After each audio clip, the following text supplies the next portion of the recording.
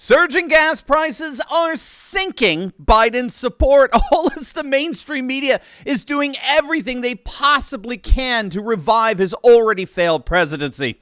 In this video, we're going to look at the latest polls that do show a superficial bounce for Biden, but we're going to see why deeper polling data simply couldn't be worse for Sleepy Joe. And stick me to the very end of this video when I'll reveal why all indicators suggest that Biden's political aspirations are indeed over.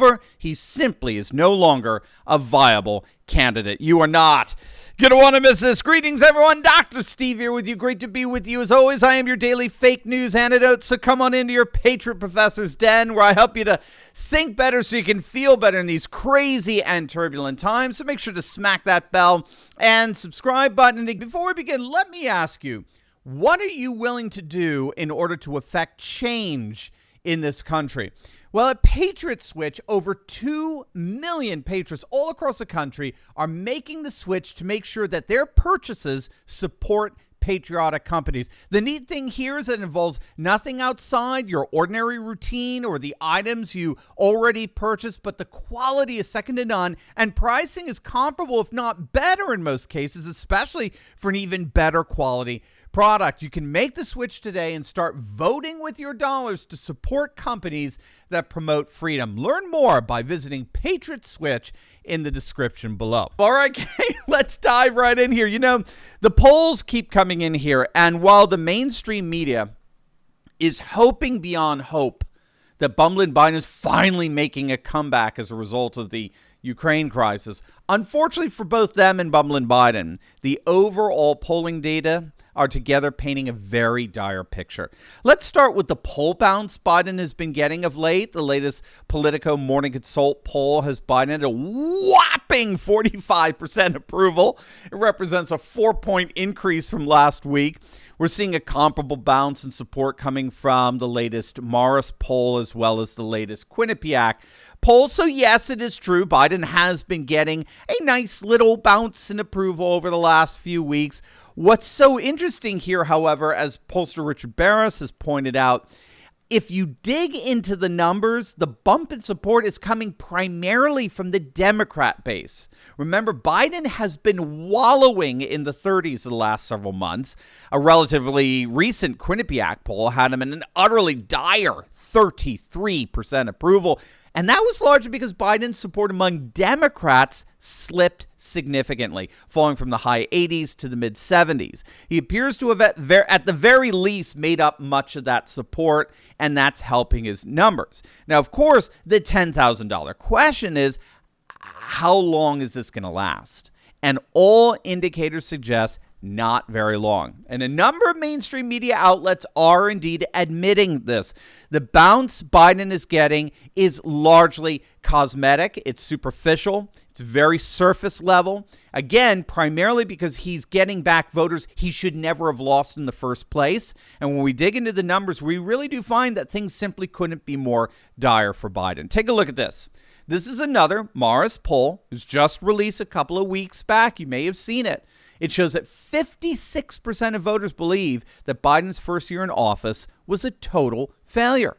Nearly 6 in 10 voters give Biden an F for his first year in office. It was obviously a devastating poll, and it reflected the abysmal approval numbers that have been plagued Biden ever since the fall of Kabul and the disastrous pullout from Afghanistan. His numbers were, by the way, pretty bad leading up to that disaster, right?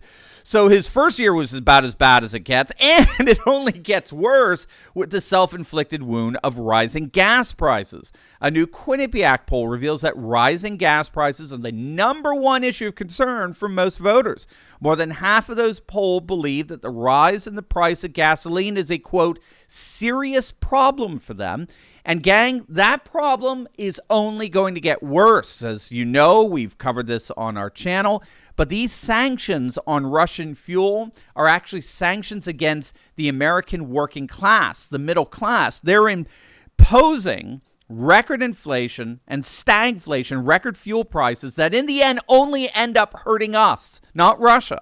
As I understand, fuel prices in Russia are significantly lower than our fuel prices. Again, all indicators suggest that that's only going to get worse. And I don't know if you saw this, but this is so brilliant.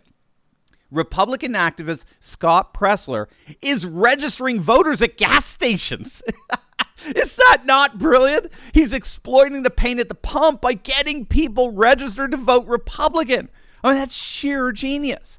So with so much pain in the pump, it's no wonder then that nearly 70% of voters think the nation is on the wrong track. According to the latest Right Track, Wrong Track survey by Morning Consult, 68% of voters believe the nation is on the wrong track, which is to be expected given the level of inflation that we're seeing. So a supermajority of voters believe the nation is on the wrong track.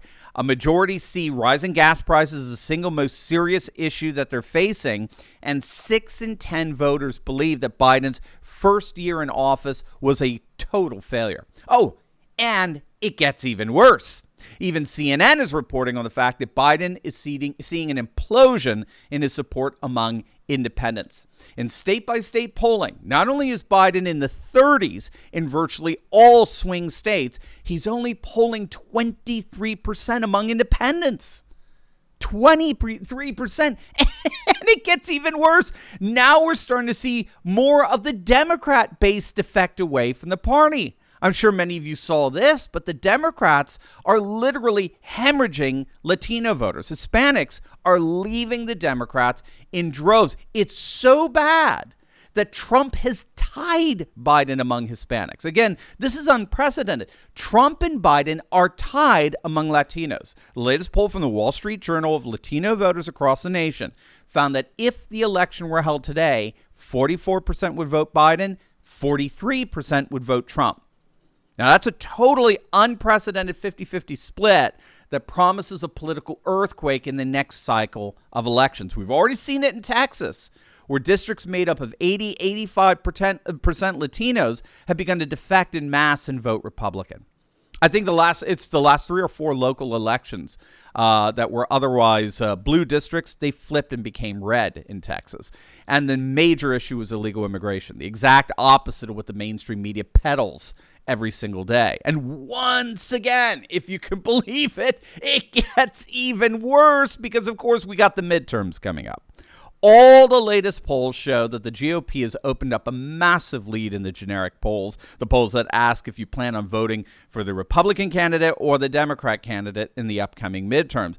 This is utterly devastating for the Democrats, and it suggests that if these trends hold, the midterms may end up being a repeat of the 2010 midterms where Republicans picked up 63 seats in the House. It was a bloodbath of epic proportions, literally just 2 years after Obama supposedly rode in on his white horse to usher in the next decade of Democrat dominance. Well, that was short-lived.